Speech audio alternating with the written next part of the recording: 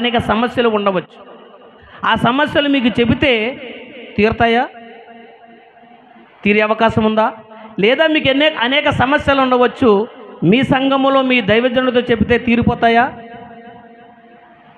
నీ సమస్య అయినా నా సమస్య అయినా, మనలో ఎవరికి సమస్యలు ఉన్నా, మనలో ఎవరికి ఇబ్బందులు ఉన్నా, మనలో ఎవరికి అనేక ఇక్కట్లు ఉన్నా వాటన్నిటి తీర్చగలిగిన వాడు ప్రభు అయినా యేసయ్య. దేవుని స్తోత్రం. హల్లెలూయా, హల్లెలూయా. ప్రియ సహోదరి, అటువంటి దేవుని ఎలా నీ యొక్క విశ్వాస జీవితం, నా యొక్క విశ్వాస జీవితం ఎట్లుందో ఒక్కసారి మనమే పరిశీలన చేయాలి. కారణం ఏమిటనంటే, ఈ లోకంలో కష్టం లేనివాడు ఎవరు? సమస్య లేనివాడు ఎవరు? ఇబ్బంది లేనివాడు ఎవరు? కాబట్టి ప్రియ సహోదరి, మన జీవితంలో ఉన్న సమస్యలను బట్టి కృంగిపోకుండగా, విసిగి వేసారిపోకుండగా,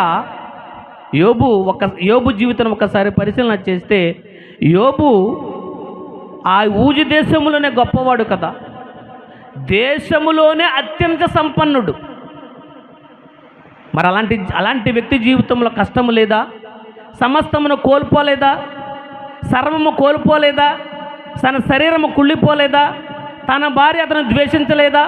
తన స్నేహితులు అతనికి దూరముగా మోకరించలేదా? ప్రియ సహోదరి, అయితే తన భార్య చెప్పిన ప్రకారముగా అతడు చెయ్యలేదు, తన స్నేహితులు చెప్పిన విధముగా అతను మాట్లాడలేదు. కనుకనే దేవుని చేత ఆశీర్వదించబడగలిగాడు. ప్రియ సహోదరి, కారణం ఏమిటంటే విశ్వాసం. అందుకనే పౌలంటూ ఉన్నాడు, మంచి పోరాటము పోరాడి తిని, నా పరుగు కడముట్టించి తిని, నా విశ్వాసమును కాపాడుకుంటుంది.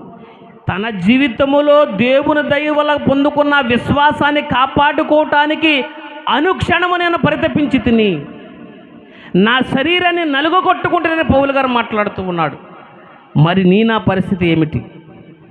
నీ స్థితి, నా స్థితి ఏమిటి? విశ్వాసం అనే బండపైన ఉన్నావా?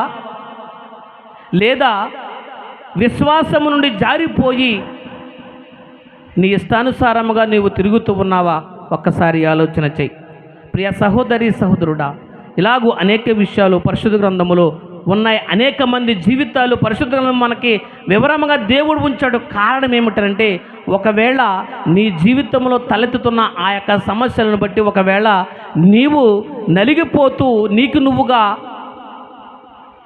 విశ్వాసం నుండి జారిపోతావేమోనని దేవుని ఉద్దేశం అయ్యుండి వాటన్నిటినీ కూడా నీవు తెలుసుకుని దృఢపరచడం, బలపరచడానికి దేవుడు నీకు ఆధారంగా పరిశుద్ధ గ్రంథంలో అనేక మంది జీవితాలను ఉంచాడు. ప్రియ సహోదరి, నీ జీవితం వచ్చిన సమస్య కంటే పరిశుద్ధ గ్రంథంలో ఉన్న సమస్యలు అనేక మంది ఉన్నారు, సమస్యలు అనుభవించిన వాళ్ళు.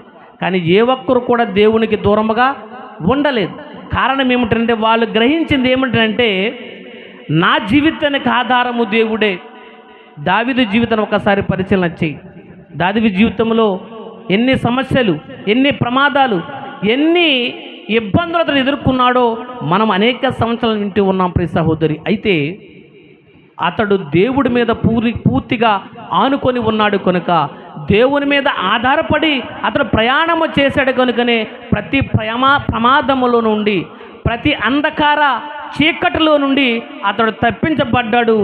దేవుని ప్రజల రాజుగా సింహాసనం అధిష్ఠించగలిగాడు. ప్రియ సహోదరి, అటువంటి గొప్ప స్థితిని దేవుడిని ఇవ్వబోతూ ఉన్నాడు కనుక మనందరం కూడా విశ్వాసం అనే బండ మీద నిలకడగా ఉన్నట్లయితే నిన్ను, నీ కుటుంబాన్ని దేవుడు ఆశీర్వదించి నీకున్న సమస్తము నుండి ఆయన నీకు విడుదల కలిగించి నిన్ను ఆశీర్వదిస్తాడని మీ అందరికీ తెలియజేస్తూ ఈ కొద్ది మాటలు ముగిస్తూ ఉన్నాను. ఈ వాక్యము దేవుడు దీవించును గాక.